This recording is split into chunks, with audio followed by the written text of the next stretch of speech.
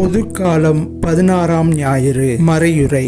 இறை இயேசுவிற்கு பிரியமானவர்களே, கடந்த வார நற்செய்தியில் இயேசு தன்னுடைய சீடர்களை இருவராக பல ஊர்களுக்கும் அனுப்பி வைத்ததை நாம் பார்த்தோம். இன்றைய நற்செய்தியில் அந்த சீடர்கள் இயேசுவிடம் திரும்பி வந்து அவர்கள் சென்ற இடத்தில் பெற்ற தங்களுடைய அனுபவங்களை அவரிடம் பகிர்ந்து கொள்வதை நாம் பார்க்கின்றோம். இயேசு அவர்களின் அனுபவங்களை ஒவ்வொன்றாக கேட்கின்றார். அவர்கள் செய்த பணியை அவர் பாராட்டுகின்றார். அவர் தன்னுடைய சீடர்கள் மக்களின் நோய்களை நீக்கி பேய்களை ஓட்டி இறை வாக்குரைத்து தன்னை போலவே களைத்து போய் வந்திருப்பதையும், மக்கள் தன்னிடம் வந்து கொண்டு இருப்பதால் அவர்களுக்கு உண்பதற்கு கூட நேரம் கிடைக்காமல் இருப்பதையும் இயேசு கவனிக்கின்றார். எனவே அவர் தன் சீடர்களிடம் ஒரு அமைதியான இடத்திற்கு சென்று சற்று இளைப்பாறலாம் என்று கூறி அவர்களை அழைத்து கொண்டு அவர்களோடு பாலைவனத்தை நோக்கி படகில் புறப்படுகிறார். இயேசுவும் சீடர்களும் புறப்படுவதை கண்ட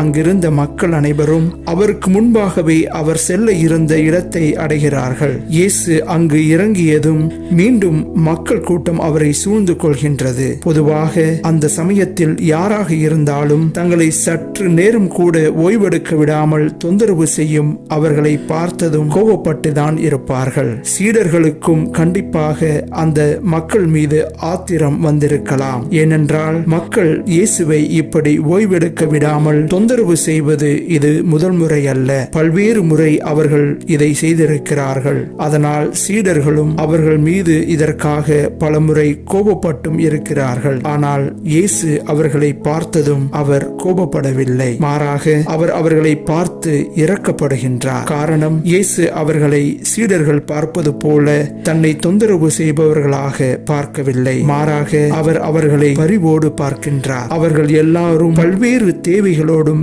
ஏக்கங்களோடும் அவரிடம் வந்து இருக்கிறார்கள் என்பது இயேசுவிற்கு நன்றாகவே தெரியும். அவர்கள் ஆயனில்லாத ஆடுகளைப் போல இருப்பதால் இயேசு தன்னுடைய களைப்பை எல்லாம் மறந்து அவர்களின் விருப்பங்களை நிறைவேற்றுகின்றார். அவர்களுக்கு பலவற்றை அவர் கற்பிக்கின்றார். இங்கு இயேசு இவர்களை பார்த்து ஆயனில்லாத ஆடுகளைப் போல இருக்கிறார்கள் என்று கூறுவது ஒருவேளை சீடர்களுக்கு வியப்பாக இருந்திருக்கலாம். காரணம், அவர்களை வழிநடத்தி செல்லும் பொறுப்பில் எண்ணற்ற பரிசேயர்களும் சதுசேயர்களும் மறைநூல் அறிஞர்களும் இன்னும் பல்வேறு ராபிகளும் இருந்தார்கள். ஆனால் இயேசுவின் கண்களுக்கு அவர்கள் ஆயர்களாக தெரியவில்லை. இயேசுவிற்கு மட்டுமல்ல, அங்கு வந்திருந்த மக்களுக்கும் அவர்கள் எல்லாரையும் தங்களுடைய ஆயர்களாக அவர்கள் ஏற்றுக்கொள்ள முடியவில்லை. அவர்கள் கண்களுக்கு உண்மையான நல்ல ஆயனாக இயேசு மட்டுமே தெரிகிறார். அதனால்தான் அவர்கள் எப்போதுமே இயேசுவை நோக்கி வருகிறார்கள். அவரோடு இருக்கவும் அவருடைய போதனைகளை கேட்கவும் அவரால் சுகம் பெறவும் அவர்கள் விரும்புகிறார்கள். பரிசேயர்கள்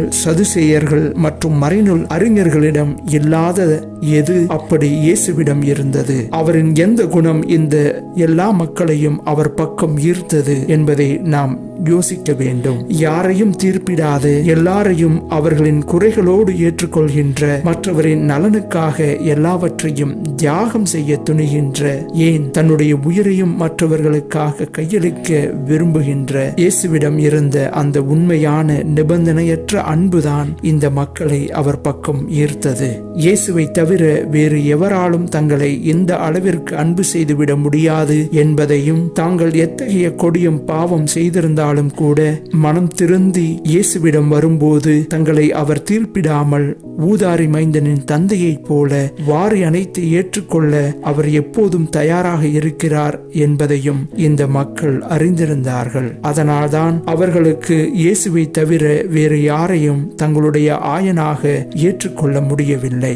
இப்படி ஏக்கத்தோடும் எதிர்பார்ப்புகளோடும் அன்பிற்காக ஏங்கி நிற்கும் இந்த மக்களை இயேசு புறக்கணிக்க விரும்பவில்லை. தன்னுடைய களைப்பை எல்லாம் அவர் மறந்துவிட்டு இயேசு அவர்களுக்காக அவர்களோடு செல்கிறார். இதன் மூலம் அவர் தன்னுடைய சீடர்களுக்கும் நமக்கும் தருகின்ற பாடம் என்னவென்றால், நாம் இறைப்பணி செய்ய விரும்பினால் நாம் நம்முடைய நலனுக்காக வாழாமல் மற்றவர்களின் நலனுக்கு முக்கியத்துவம் அளிக்க எப்போதும் எந்த சமயத்திலும் தயாராக இருக்க வேண்டும் என்பதுதான். நாம் எந்த விதமான எதிர்பார்ப்புமின்றி அவரைப் போலவே எல்லாரையும் நிபந்தனையின்றி அன்பு செய்ய வேண்டும் என்று இயேசு விரும்புகின்றார். இயேசுவை போல நாமும் நம்மை சுற்றி இருப்பவர்களை உண்மையாக அன்பு செய்ய முயற்சி செய்வோம். மற்றவரின் நலனுக்காக நாமும் நம்முடைய வாழ்வில் சிறிய சிறிய தியாகங்களை செய்ய முன் வருவோம். தன்னுடைய மக்களை நிபந்தனையின்றி அன்பு செய்யும் நம்மை காணும் இறைவன் நமக்கு தன்னுடைய அருளையும்